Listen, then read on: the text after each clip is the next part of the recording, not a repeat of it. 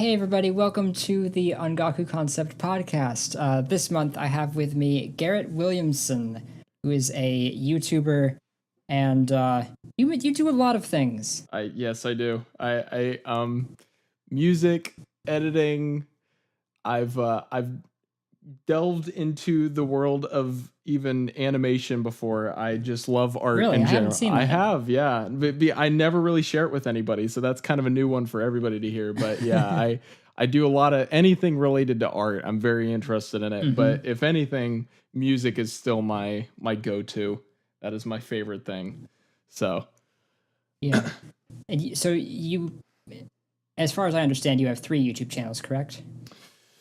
yeah, gosh, probably I have more than that, but let's see. I have my yeah, don't do what I do, kids. Please do not create tons of channels. It's a terrible idea. You'll sit up at night wondering am I trying to keep up with all of this. Anyway, so I've got my main YouTube channel. I have my music YouTube channel, which I usually is more of just background and extra music stuff. I still put a lot of my main music stuff on my main channel. And then I've got my GC Waves channel, which is something I do with my cousin Chase, which is kind of how I got started on YouTube. And then we have a gaming channel. So pretty much 4 channels that are active, but active is kind of it's a stretch because trying to be frequent with any of them has clearly been interesting, as any of my viewers can tell you. So, Well, I've seen your RTTTA videos, and those. Oh yeah, all of them, or Those like most of them. I mean, I've seen a few. I've seen a few of them, and it's like those have to take an insane amount of time to edit. So it's like there's no wonder that. yeah, no, it's true. Yeah, and I think most people, well, not most, but some people certainly will comment. They're like, "Oh, this is why you've been gone for 4 months." And it's like, Yes. those are the people I appreciate though, because I'm like, yes, thank you. You understand where I'm coming from here, because yeah, those take a while, but I love doing them. So I'm glad that you have seen some of them and you appreciate the long work, the long hard work I've put into some of those. So anyway, yeah. It's certainly like I think your attention to detail and your striving for quality is evident not only just in music but also in your filmography and color correction and all that kind of stuff. It's Thank you. I appreciate that. To be a one-man team and roughly, Yeah. and do all that kind of stuff. Yeah. I've got a team usually doing the video shoot stuff, but when it comes to editing, that is almost always primarily just me doing it. So yeah, it does take a while, but yeah, I appreciate that. Thank you. So for people who don't really know much about your work, what kind of in speaking about music, what sort of genres do you tend to gravitate towards producing? Okay, that's usually, I think most people would probably say, and I would probably agree, that like when it comes to that kind of stuff, I tend to lean toward like kind of R&B or kind of funky related music stuff. I've always had a massive love for anything between the 70s and the 90s, and it usually shows in my work. But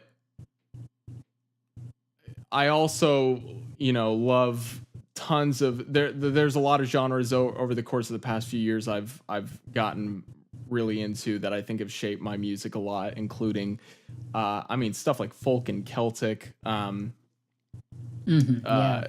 definitely rock music. But I think at the end of the day, most people affiliate my sound with kind of more like R&B, Michael Jackson-esque. Even within the video game stuff I've done, there's a little bit of that in all of it, I'd say. So, yeah. And not to trivialize isn't the right word, but not to suppose trivialize. That's a difficult word to say. your sound. I really do get an early Sonic the Hedgehog kind of vibe from a lot of the stuff that you do.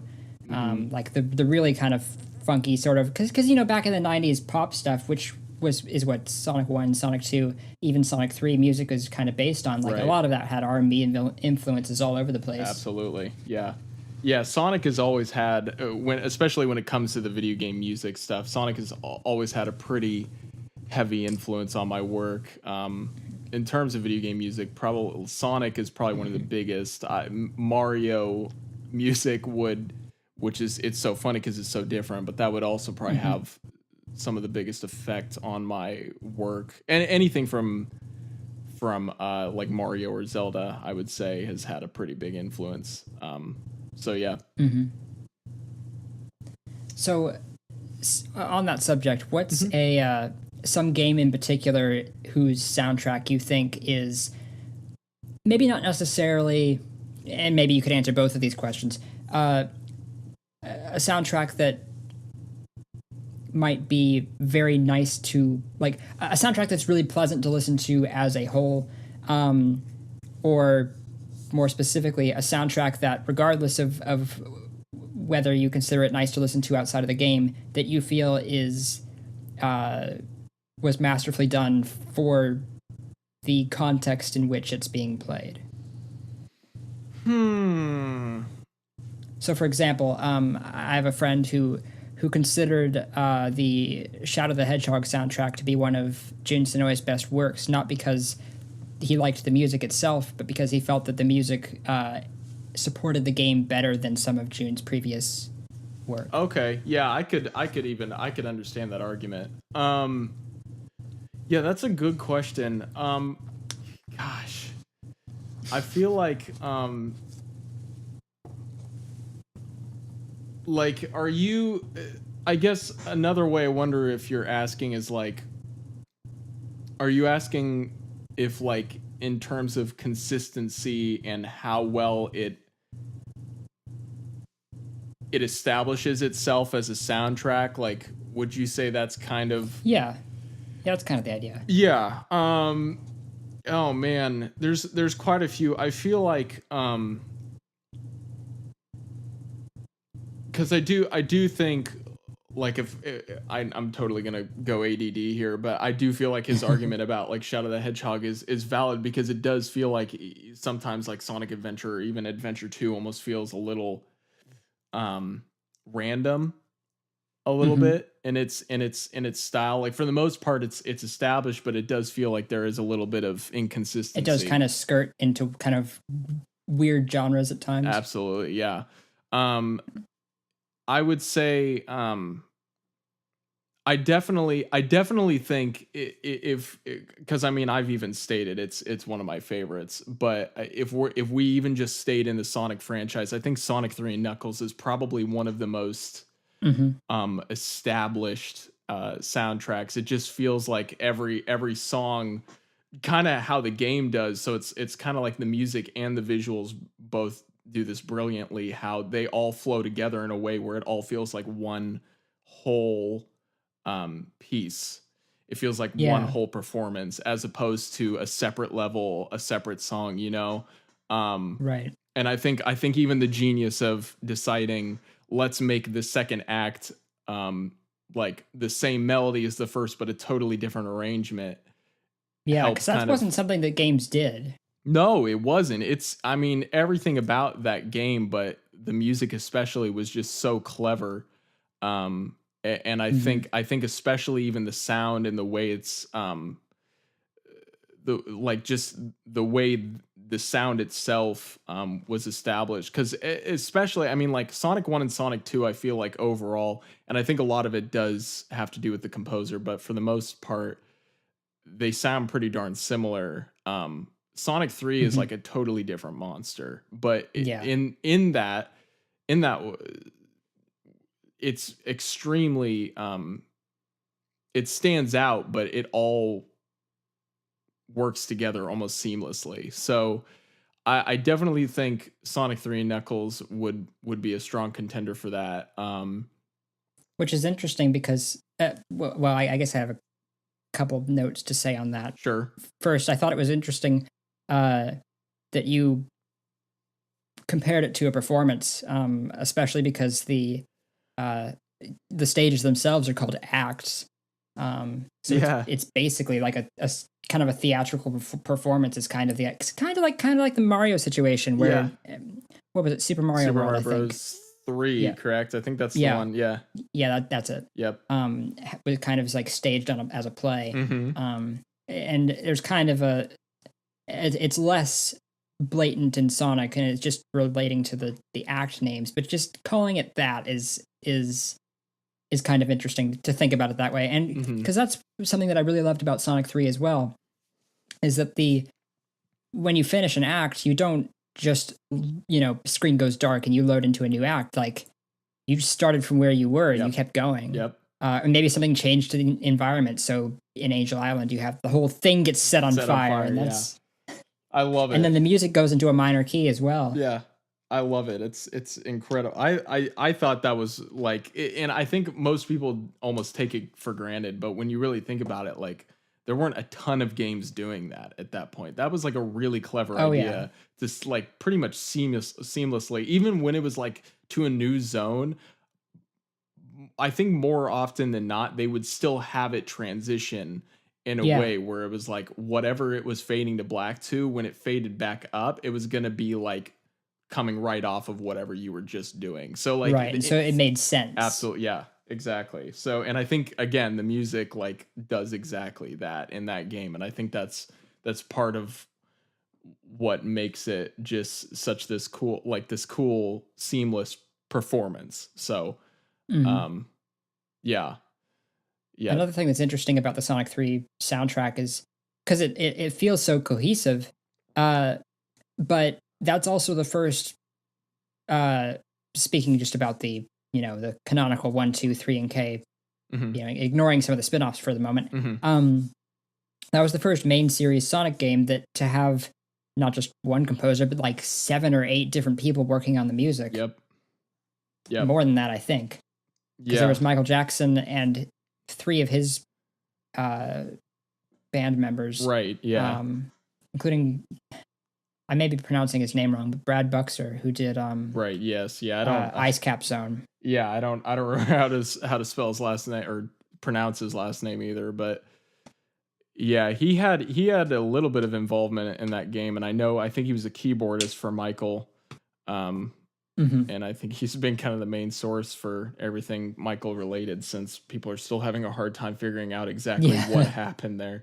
So, but it's interesting to have a soundtrack with like so many composers and still sound fairly cohesive. Yeah, exactly. It's tricky. I even remember like looking at like the what was it, the list of composers for like the latest Fire Emblem games. Like there's a ton of there's quite a few people on those, and it all sounds like one whole soundtrack. It doesn't, like, I don't feel like I'm listening to 4 different people making different songs, it all feels like one, which I feel kind of happened with like Sonic Adventure, right? Yeah, to some extent. It felt a little like, you can tell which songs are June's and which are, Takoi's or whatever. Yeah, absolutely. Yeah, and I think there's kind of a charm to that, but at the same time, it's like, it's like there's a charm to being able to like be. I mean, there's a charm to Sonic Adventure's craziness as a whole. Yeah, exactly. I think just how radical it is what makes it so great.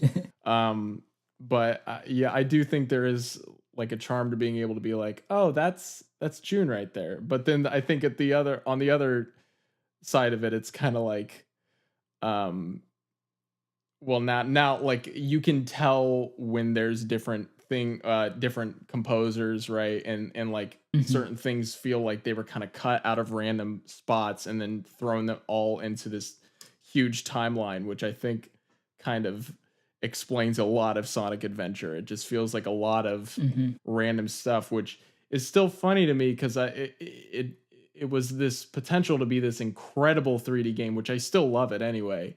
But it still kind of is like, I look at it, I'm like, you guys had it so right only like 5 years ago, So, but Yeah, even musically though, that game is incredible, but as we've I think both agreed here, a little inconsistent.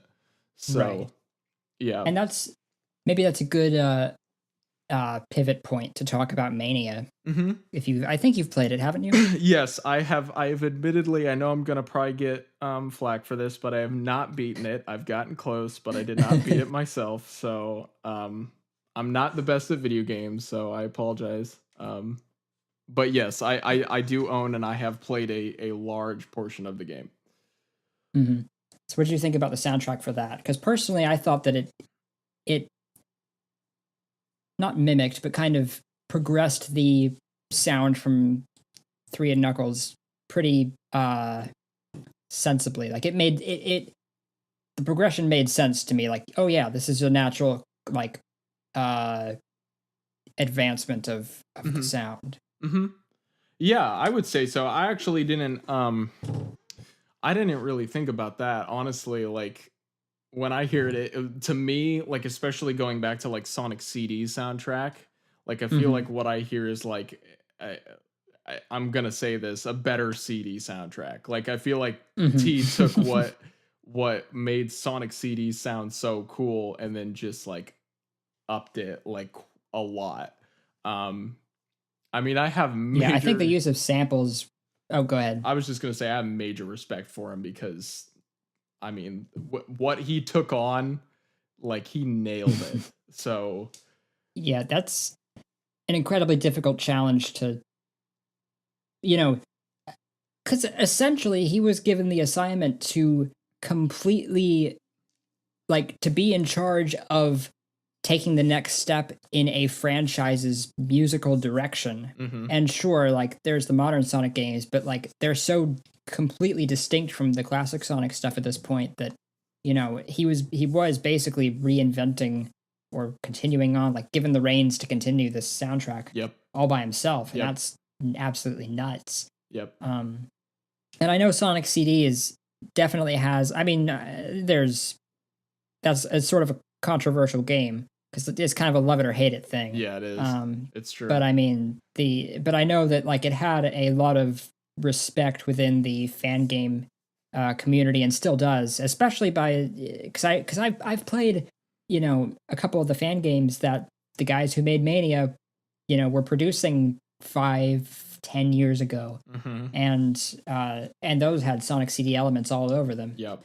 Um, Totally. so I think the use of sampling in particular is really like shows in Mania's soundtrack Yeah, because that was a very I mean it's still people are sampling stuff all the time, but this certain that specific way that sampling was done is very popular in the 90s, especially in the hip hop and Mhm. R&B um parts of the industry, and it certainly shows in Sonic CD's soundtrack. And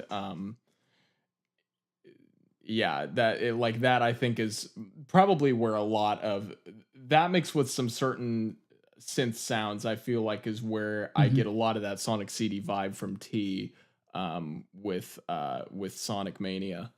um Do you have any? Oh, good. no, no, no, go ahead and ask. Okay. Do you have any tracks in particular that really stood out to you on Mania? I'm um curious what your opinion was on the Hydrosity remix. Hydrosity was really cool.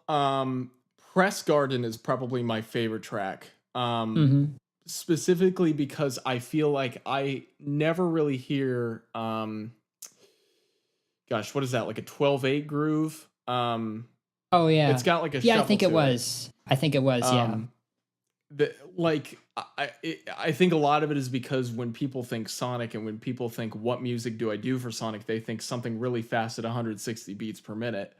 Um, that's like in 4/4. What I love about Press Garden is that I mean, obviously we know there's more laid back Sonic tunes. Um, Hmm. because there are stages where it's less about absolute speed and more about platforming or Yeah, it's a little more puzzles. complex. Yeah. But on the other side of things, I think people still and composers throughout Sonic's existence have always made a point to still make it something that's upbeat. What I don't think they've, I'm not sure I know I've heard shuffle grooves in Sonic before, but I feel like it's been very rare to hear something in 12/8 in that kind of groove for that kind of stage. Like there's still speed going on there. There's still a lot of really cool stuff in it. I think maybe most people have thought, I feel like this is going to be too laid back or bizarre. I loved it. I thought it worked perfectly with that stage. And I think that's why I love it so much, is specifically because it's this well crafted song in freaking 12/8. And I think that's just the coolest thing ever. So I would certainly say Press Garden is probably my favorite. Hydrocity is really cool. I felt like, and I think this goes for the stage too, that stage was already so good, and so is the music in the original. It's hard to do too much to it without hurting it. You know, it was already like almost the perfect Sonic stage that I think, like, especially even like, I know like the formula with Sonic Mania was to have the first act sound quite a bit more like the original arrangement, whereas the second act was more of T going at it. But I still do think that like even the first act of Hydrocity and Mania was really similar to the original. So I don't, what do you think about it? I honestly can't remember what Act 2 was like. I'm gonna be honest, I don't completely either, but I do remember it was more interesting. Me too. But one that I can remember in particular is Chemical Plant Zone, because the second act had all that crazy like syncopation going on. I love it.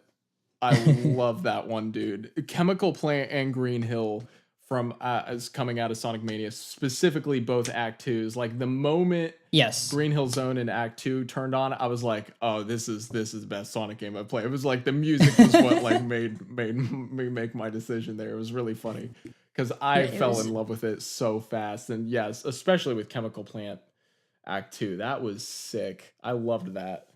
So I remember playing, and I've criticized Sonic Mania before for having too much in the way of callbacks to previous games. In my personal opinion, I think there's too much of that. No, I agree. And so I was, I'm disappointed. I was disappointed playing through it for the first time, because I kind of tried to avoid, seeing it, because I planned on getting the game, and, I wanted to experience most of it kind of fresh. And so I ran through Green Hill Zone and did that, the first act. And, I was thinking, well, it certainly controls very well. It's a really good looking game.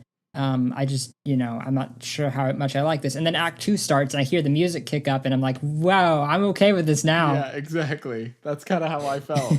It's like T like saved the day. Like it really, yeah. But I do kind of, I have to agree. I feel, and I don't know for certain, but I feel like it might have to do with Sega kind of breathing down their back, like. Yeah, that's what I heard. I heard that they didn't really have much input for stages, and Sega told them, okay, well, we want you to do these things. Yeah, I feel like that's especially that's because what I feel. It actually has some ties to Forces. Does it? So I feel like, I didn't know that. Yeah. Well, if you listen, here's something that somebody pointed out to me, is that if you watch the cutscene where okay, so the intro for Sonic Mania. Yes. I'm getting off topic here, but I'll make it quick. The intro for Sonic, not the animated intro, although that's absolutely amazing, but the first cutscene where Sonic's flying in on the plane. Yes.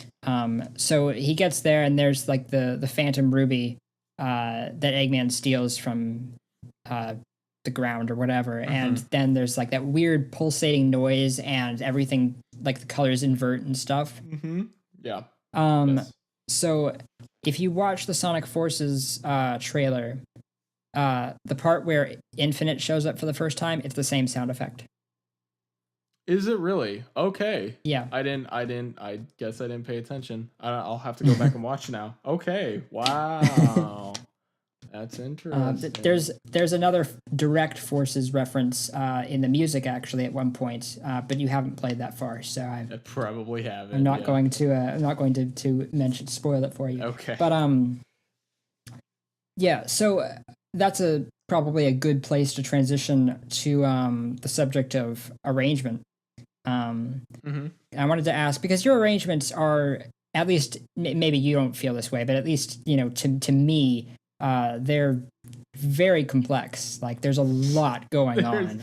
There's usually too much going on. It's a battle that I have to fight with myself constantly.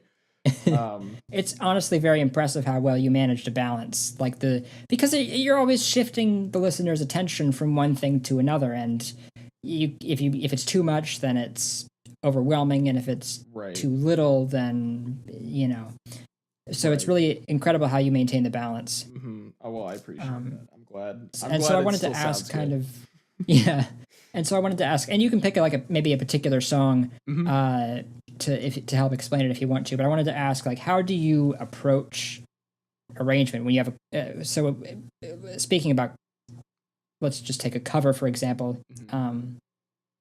Because with originals, kind of the original and the arrangement kind of happens at the same time. When you're working with covers, it's kind of a different situation. So maybe like your "Lost in Thoughts All Alone" cover. Maybe how did you go about arranging that and the thought process? Because that was I have never before or since heard another cover of that song anywhere close to that.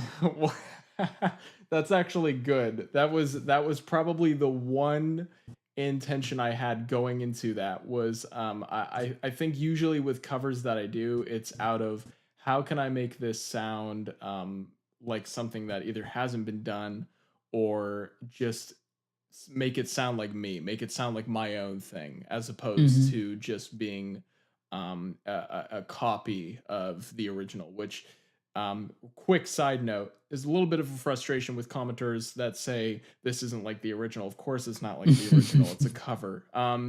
That said, yeah, I do know when I went into that track that the one thing I was thinking about was, well, I love the original song, but I also want to hear this as if it was more in the midst of the actual war going on within the story, because the original is very very soft, very laid back, and it fits, it's great. But I also thought, well, what if there was a version of this during a more intense battle? And I think that mixed with my already constant, which I have to fight this a lot too, but my constant push to make things more intense and aggressive. I think that was kind of what I was going for with that track, with the cover. In terms of the arrangement, I'm going to admit my memory is terrible and I don't remember specifically what I did. But it was a while ago. It was. I mean, yeah, it was like a year and a half ago. But what I do know, and this has not really changed a ton throughout my years of music work,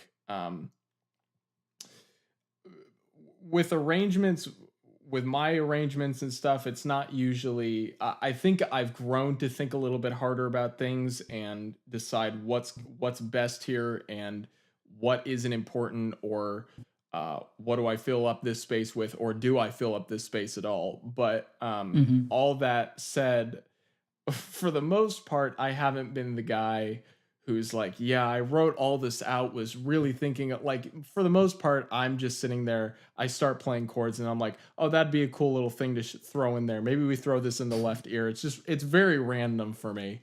But so it's a matter of like, try like auditioning all kinds of different ideas and then seeing what sticks and what doesn't, and kind of filtering them out from there. Yeah, a lot of it is that. A lot of it is so lots of the times what will happen is I'm looking for a specific sound because I hear one thing in my ear and then I find a sound, but it's not what I was looking for, but I like it so much that I want to use that instead, or use it for a different part. That happens all the time.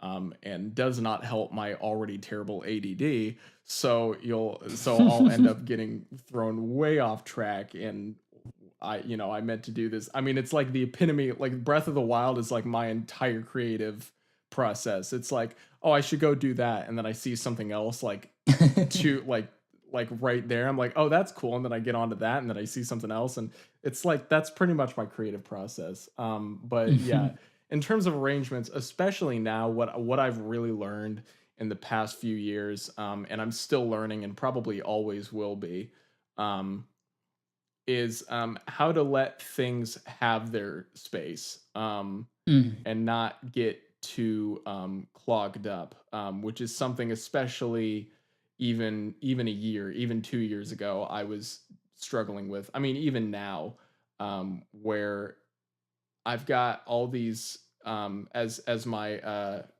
girlfriend put it, you've got all these really good ideas, but now you've just got to figure out where to put them or how to manage it all, because you don't want something that's too busy. And I know one thing that I decided, and I'm not really sticking to this rule as much anymore, but I stuck to it for a while just to change my mentality, was for a while, I mean, I would have over 80 tracks on a song. I mean, it was insanity. Rip your computer. Yeah, right? So what I decided I would start doing, because I think my dad had told me there was a super famous mix engineer in the 90s who said, listen, I'm not going to mix your track if it has over 48 tracks on it. And I was like, that's interesting. I'm going to start doing that. So my goal for a while was don't go over 48. That is the top. If you go over that, you've broken your rule. And I think it's actually helped my mentality by limiting myself, because then I figure out how to arrange things in a way where it's like, I think a lot of it is what's important. What really needs to be here and what's not really adding anything to this arrangement. And I think that even goes as far as like I love listening to even Sonic 3 and Knuckles soundtrack, because that's like 10 channels, and it sounds super full anyway. They just pushed that to its limits. They pushed it to its limits, but it's like, that's only like 10 tracks or something. And so being able to kind of use that as like a reference point, like, okay, why does this feel so full? Why does this feel like a full song? But it's using like 1/5 of what I'm doing. And I think focusing on that stuff, like for instance, not putting the bass note in a specific synth that you're playing the chords on. Leave the bass note to the bass, stuff like that. I mean, I could go on about that for a while, but essentially, yeah, with arranging, it's very random for me, but what I have learned is to really be intentional about everything I do. Is this necessary here? Does this need to have more space? Do I need to focus on this more? Do I need to take something out here for this to work, et cetera, et cetera? So super long answer with a terrible conclusion, but hopefully that brings people into my world of how I arrange things, if just a little bit. So yeah, I think it's a really meaningful conclusion, really, that way of looking at it, because I think of all the and I've got a lot of video game composers that I look up to, but I think of all of them, probably the one who espouses the intentional aspect the most would be Koji Kondo. Absolutely. I mean, not just from the way it sounds, like he talks in interviews all the time, when he's scoring a game, like he's always thinking what fits. And as it's one thing to be an artist, to be a solo artist, and it's another thing entirely to try and write for a game, because when you're writing for a game, it's like, well, you're not the star anymore. Exactly. That is exactly right. And you wouldn't believe how many times I've actually struggled with that in the past, where it's like, it's not like it is background music, but it's not supposed to be treated like you're not like this is a rule I've heard a lot recently that I don't totally agree with. Music, you're not supposed to notice the music. I don't totally agree with that. I think you are supposed to notice the music. It's just not supposed to be overbearing. I don't think Right. like you don't want it trying to take over Mario jumping. Like Mario is the key figure in this. The music is helping um you know uh, accent the environment or the character, what the character is doing. And I think that's what's important, is knowing the music isn't the music isn't the star here. You know, Link is, Mario is, Cloud is, you know, like Hmm. and that's certainly something I struggled with, especially early on, was like, okay, this is too much, you need to pull back. um so yeah, definitely don't go overboard with the music. I think a lot of it was that I was like, look how flashy I can be with Hmm. my programming skills, right? And they're like, we don't care, we just want a good tune. And I think that's very important, for especially for anybody new to composing for anything, not just video games, but anything, is don't Hmm. don't try and be the star. Because Yeah. you're helping bring out someone else's vision for a scene or a moment uh, for people to experience. So Right. yeah. And that also, when you were talking about very busy sort of maximalist arrangements, Hmm. um, I it reminded me of something I've been thinking a lot about lately, which is the more elements that you, and I'm not entirely sure how to word this in a way that doesn't sound condescending, isn't the right word, but I'll go with that. Uh, is that the more elements that you have in a piece of music, the quote marks less important each one of them is, because there's only so much attention you can dedicate to something. Right. And so the more elements you have to pay attention to, then that attention has to be divided up into more and more parts. Yeah. And so that makes it difficult to work with very busy arrangements, because you have to be able to manage that and still keep something as the focus at all times. Right. But at the same time, that also makes it difficult. It's not like writing minimalist arrangements is easy either, because if you take a listen to the music in Animal Crossing, especially the more recent games, it's like sometimes there's a song where you'll hear a single melody note. You wait 2 seconds, there's another melody note, Hmm. and every single note has a huge amount of weight on it. And Yeah. suddenly your decisions become so much more important. Not Right. more important exactly, but relatively speaking, Hmm. where you can change, if you have a maximalist arrangement, you can change one note. It's probably not going to make a huge difference. Right. Have a really tiny arrangement, even some of Koji Kondo's stuff. Change one note, it affects a very big portion of Absolutely. of the song. Absolutely. So it's really always something to think about. Yeah. Oh no, totally. Yeah. No, I think that's a really good point, because you're definitely right about like Animal Crossing. It's so minimalistic to the point where, I mean, it's impressive because every single thing that is thrown in there catches your ear, but it all Hmm. has its space, and it's all very simple. Sometimes there won't be more than probably three or four instruments on one song, and Yeah. oftentimes not even all at the same time.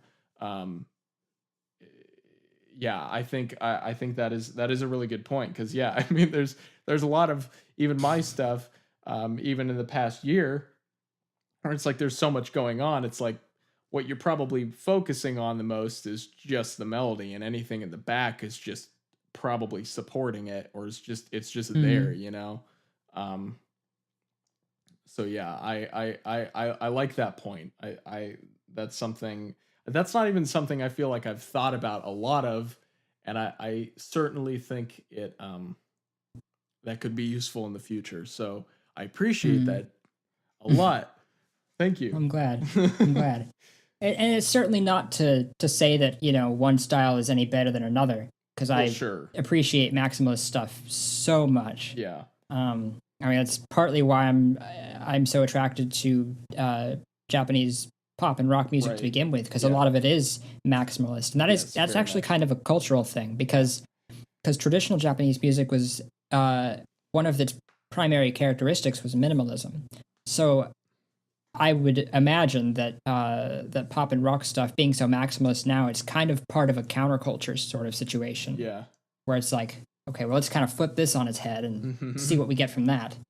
So in a Mhm. way, it kind of is still related to, because it's like, well, where's the traditional Japanese music influence in the modern stuff? Well, it's right there. It's just reversed. Right. Yeah, that's interesting. Maybe That's interesting. it's a hypothesis, but it's Right, kind of yes. interesting. Right. And so that brings up composition, I guess. So how do you? Because arrangement and composition, they often happen at the same time, but they're very different They are. skills. There's a reason why there are people who work only as composers or only as arrangers, who like are professionals in that specific field. Yep. And game music is kind of unique in that the composer and arranger is usually the same person, whereas with pop music, that's not always the case. Yep. So, but regardless, how do you approach composition exactly? And maybe not for a game necessarily, but for something, Sure. just a track that you would normally make. Something maybe that you're working on now. You don't need to say too many things specifically, if there's nothing, so you don't have to spoil anything or whatever. But you get what I'm trying to say. No, yeah, I gotcha. Yeah, it's definitely true that they are very different. Often they'll happen at the same time, even. But they're certainly different. I think because I kind of grew up just making music, like regardless of, like I never grew up in a situation where I'm handing off my work to somebody else to do something. So I naturally became the arranger without ever thinking about it. I naturally was the composer without even thinking I was the composer, So I think that has kind of bled into my work as it is even now, where naturally I'll pretty much have one idea and then I'll kind of hear what I'm going for in my head and then take it from there. And that's kind of where the arranging comes in. But when it comes to composing, it's my approach is very, very different depending on people ask me how I start a song, and the answer is always different. Yeah. Sometimes it's a tune in my head. Those are usually my favorites because I feel like a lot of the time those come out the best. Oh yeah, for sure. Because your head's way better at coming up with music than you are. Yeah, absolutely, absolutely. Yeah, like there have been some times where I start just screwing around on the piano, and I find something that's really cool. That does happen. Probably not as it's more rare for me to compose something that way, but it does happen sometimes.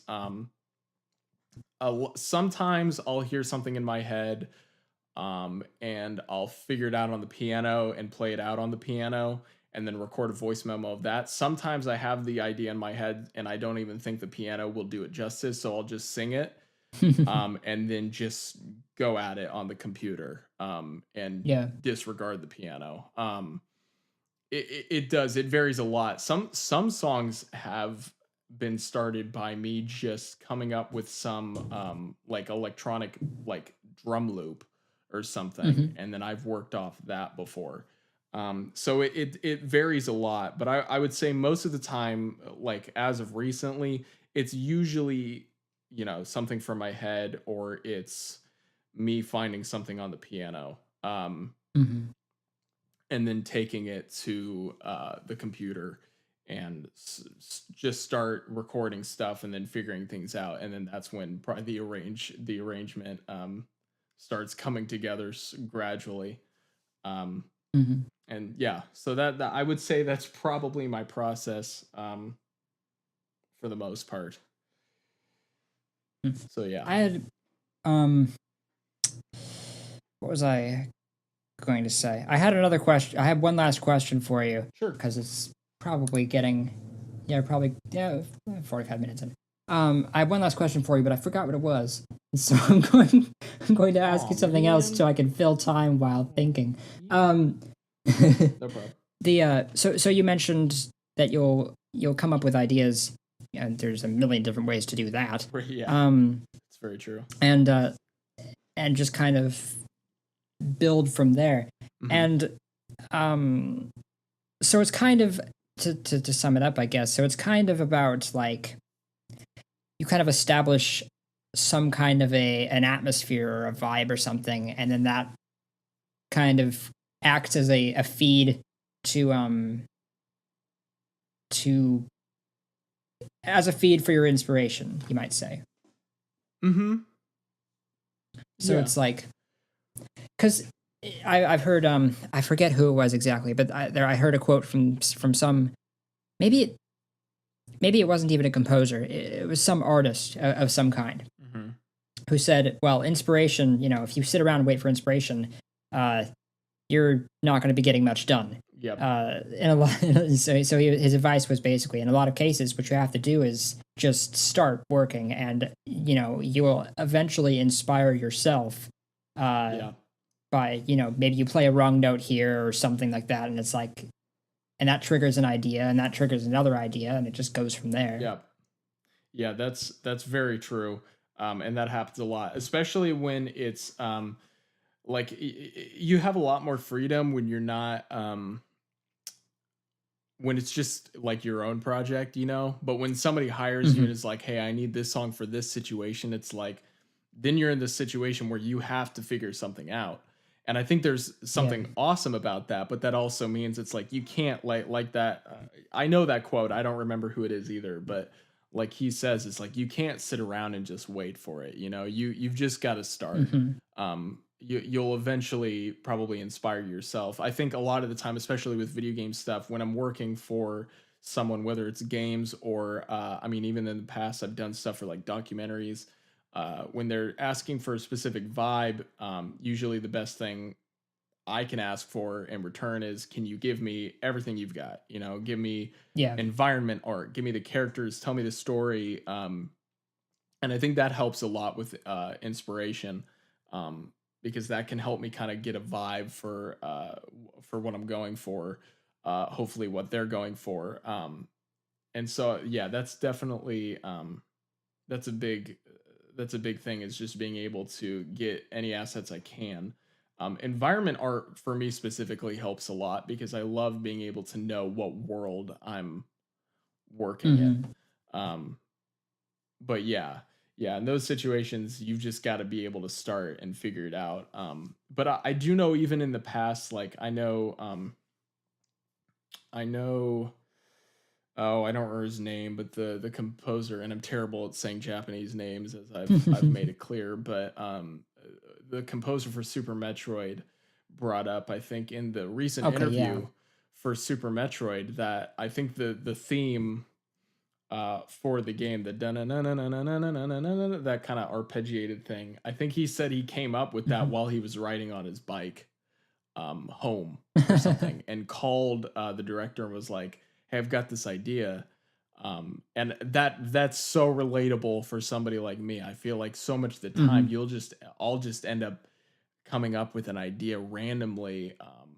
And you're not even thinking about music at all. Not even thinking about music. Absolutely. That's exactly how it goes. And it just pops in that. And that's always the best. Like, if you have to, just figure it out and work it out, I can still make that work. Absolutely. And oftentimes those pieces are incredible. But when a sound does just randomly come to my head, that's some of the most satisfying times, just because it's like, I have it, I record it, I go home, I play it, and it's like, it just feels good, because it's like you didn't have to force yourself into that situation. So anyway, yeah. So I definitely get that. That's not to say that, of course, that that, for lack of a better word, inspired music is any better than, lack of a better word, forced music.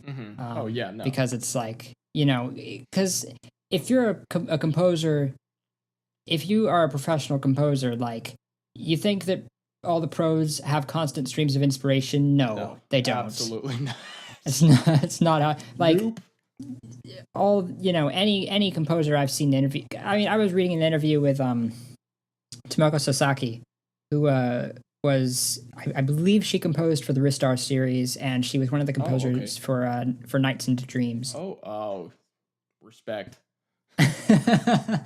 And I remember her saying in the interview that she there were plenty of times where she was working on nights where she got maybe 4 bars in like an hour of work, and it was like she really just had to force her way through a piece of music. And it's like, yeah, the pros, they go through that too. They're not superhuman. Yeah, exactly. Yeah. Yeah, and which is nice it's nice to know. Oh, absolutely. Yeah, no, I know even like big film composers like Hans Zimmer even brought up how he's like, it's not like it just comes to me. It's like I think that is the idea that most people seem to think is like, like all those because they see the end product. What again? Because they see the end product. Exactly. They don't see all the hours and hours of torture that go into making it. Exactly. So it's like they're thinking these guys are just like they're these geniuses that just can come up with something on the spot. Like, I need this theme for Pirates of the Caribbean. Oh, I've got it. And then just sings it out and plays it. Like, no, it never happens that way. That's not how it works. But I think that's also it's comforting to know that no matter how great a composer is, John Williams did not just magically, in the matter of 2 seconds, figure out like the Imperial March when Darth Vader walks on screen. So there's magic to music, but it's not like people are just. It's not like we. The top composers are just randomly coming up with this stuff on the spot every single time. So, I think that's probably good. Where I want to plug your stuff. What's your YouTube channels and all that kind of stuff? Okay. Well, my main channel is it's just called Garrett Williamson, but the YouTube link, because I changed my name at some point, it's still under Garretts Studios. So if you check me out, go to youtube.com/Garretts Studios. That's my main channel. I post both my RTTTAs, which stands for Random Things to Talk About. I came up with the name 5 years ago. Please don't ask me about it. Most of my main music stuff pops up on there nowadays, but a lot of the background music and extra stuff pops up on Garrett Williamson Music, which is the other music YouTube channel I brought up earlier. And then my Twitter is G Willie Music, and I post a lot of things, both music and completely not music related. And if you don't follow me, I understand. And he has opinions about Super Mario. Yes, I do. I have very strong opinions on video games. You will figure that out very quickly. Not just video games, but just about anything. And then there's my SoundCloud. My SoundCloud is it's G Williamson. That's what it's on the that's what it's under on the link. But if you just look up Garrett Williamson, you'll find me. So there you go. I think that's it. I'll stop annoying everybody with links. Thank you for watching. Thank you. Well, thank you for coming on. It was really nice. Yeah, well, thank you for allowing me on to just ramble on and rabbit trail about Sonic and Hans Zimmer for 50 minutes. So I appreciate it. No problem.